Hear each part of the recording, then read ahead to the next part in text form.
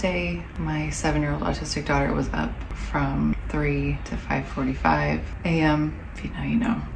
And my husband left for work around 7 and the baby was up at 7:45. So let's get going. Tuesdays are when the cleaning people come, and I don't know when they come.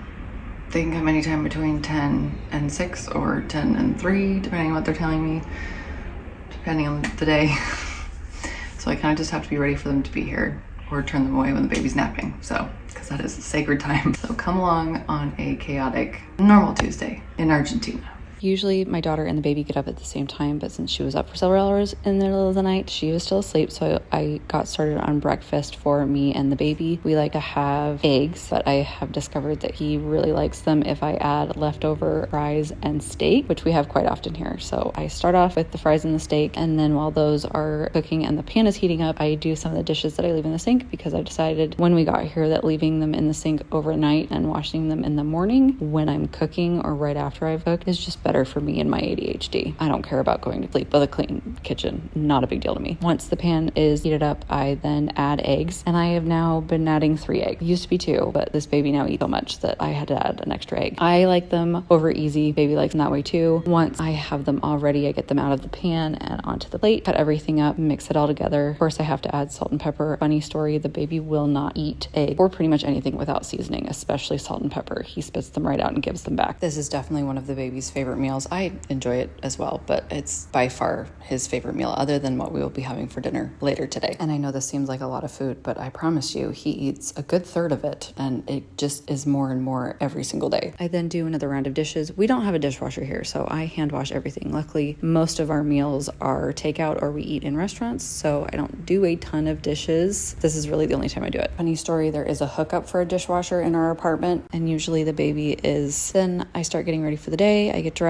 Following me around, he's my little shadow. He likes to participate while I do my makeup, stands either behind me or in front of me and tries to go between my legs and leans on me or stands on my feet, or he really likes to push the sliding doors of the closet back and forth. So if there's any sliding of the video here, that would be why. My makeup routine is pretty simple, and it's basically the same routine I've been doing for the last 10-ish years. I did have to get a new foundation when we got here, which was intentional because I knew I was going to run out of foundation before we left home, and I decided that I was just going to try something new here just to see. And I'm using a Givenchy foundation, and I really like it. It's got really good coverage and it blends really well with the rest of my makeup. I don't go super heavy with my makeup. Honestly, the biggest thing that I do is my eye makeup, and I do a darker base and then a lighter shimmer on top of that just to make my eyes pop a little bit. Because I have ADHD, there are a lot of things that I do to help cope with that, one of them being taking medication, but I also try to maintain somewhat of a routine, especially in the mornings. And also I've discovered that if I do my makeup and I get dressed every day, it does not matter what my day looks like, that I am more productive. While I was doing my makeup, my daughter did wake up. She usually eats a chocolate pastry for breakfast, so that is what she did while I finished my makeup. And then I started getting us ready to go. I got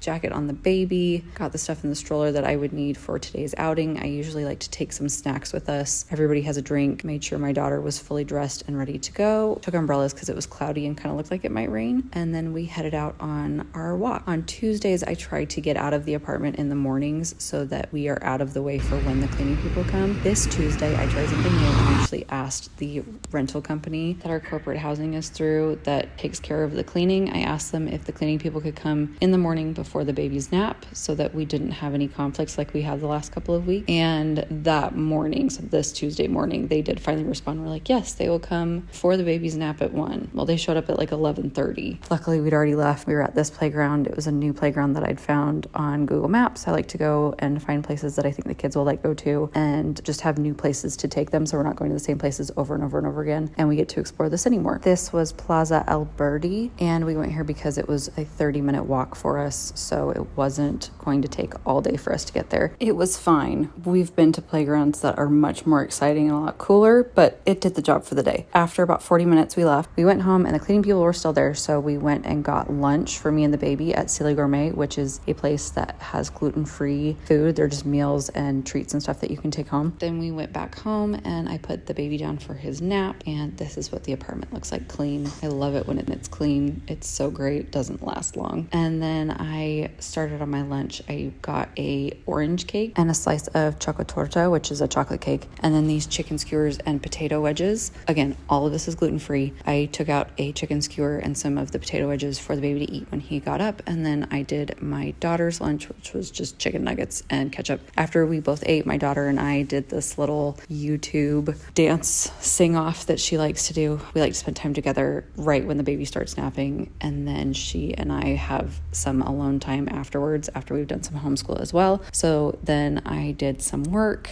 I have a bunch of stuff that I'm working on between new digital downloads, build plans that I'm working on for projects when I go home, going over all of the new stuff that my mom is doing in her yard, and then coming up with altered treehouse plans because those plans have changed since I showed that to you last. Planning and organizing the trips that we're going to go on for the remaining 3 months, and also researching more fun things to do with the kids in Buenos Aires. I also use this time to edit videos and work on audios on videos. Just wasn't doing that at this moment in time. And like I said, my daughter and I will work on homeschool stuff too if we need to do it that day. My husband's job provides him with a very generous per diem, so that means that we have funds to purchase food and transportation, and because of that we are able to order lunch and dinner most days. So other than the steak and egg breakfast that I make every morning for me and the baby, I haven't cooked since we got here and won't until we leave, which has been a nice break. It will be quite the adjustment to go back to cooking when we go home because the baby went hard at the park and wore himself out, and he also didn't go down for a nap until 1:30. He took a very long nap and I had to wake him up 4 or 5 o'clock to make sure that he would go to bed tonight. And then my husband got home pretty soon after that. So we ordered dinner from one of our favorite places. This is Campo Bravo, which is a steakhouse here in Argentina that is fully gluten-free, which I absolutely love. Then it was bedtime for the kids. I usually help my daughter fall asleep at night after she's played in her room for a little bit. Once both of the kids are asleep, I then go and shower. So I get my hair up and out of the way, and I take off my makeup first with a makeup remover, and then I